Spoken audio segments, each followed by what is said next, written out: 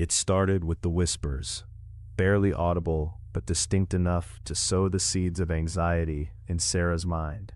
At first, she brushed it off as late-night ramblings, a consequence of Lisa's penchant for long study sessions. But by the third night, the whispers morphed into something altogether unsettling.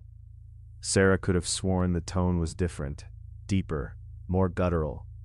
"Come closer," the voice beckoned softly, not a whisper but a command, echoing in Sarah's mind. "Lisa," Sarah called, the nervous tremor in her voice cracking like glass. "Are you okay?"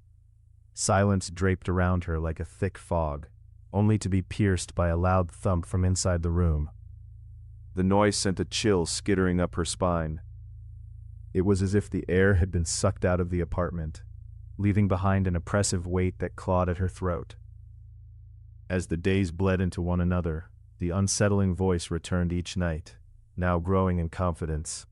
The cadence fluctuated, a mix of laughter and desperate pleas, woven into Lisa's own speech patterns. It was both magnetic and revolting, like watching a familiar puppet dance with invisible strings. Sarah was now convinced something sinister had taken root inside her friend. One evening, unable to endure the creeping dread any longer, she decided to confront it. Holding her breath, she pushed open the door to Lisa's room. The air felt wrong, thick and heavy, charged with an indefinable energy.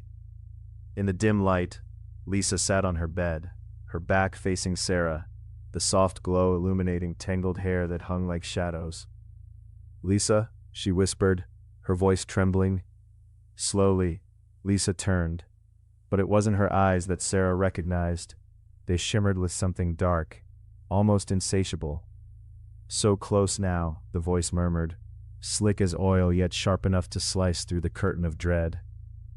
Bile rose in Sarah's throat as she stumbled backward, both horrified and entranced.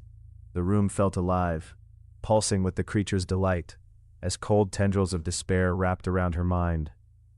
But then, a fleeting thought cut through the haze. She had to save her friend. In a burst of courage, she screamed, "Lisa, fight it. You're stronger than this." The entity faltered, the voice stuttering, twisting back to the fragile sound of Lisa's true self. "Help me." The plea filled the air, raw and desperate. With trembling hands, Sarah reached out, a lifeline flung into the chaos. The creature twisted and writhed, a storm of noise and shadows, and with a final, agonized shriek, it dropped away, leaving behind only silence. Days turned into weeks, and while Lisa slowly returned, the weight of the darkness lingered, like a lingering chill after a storm.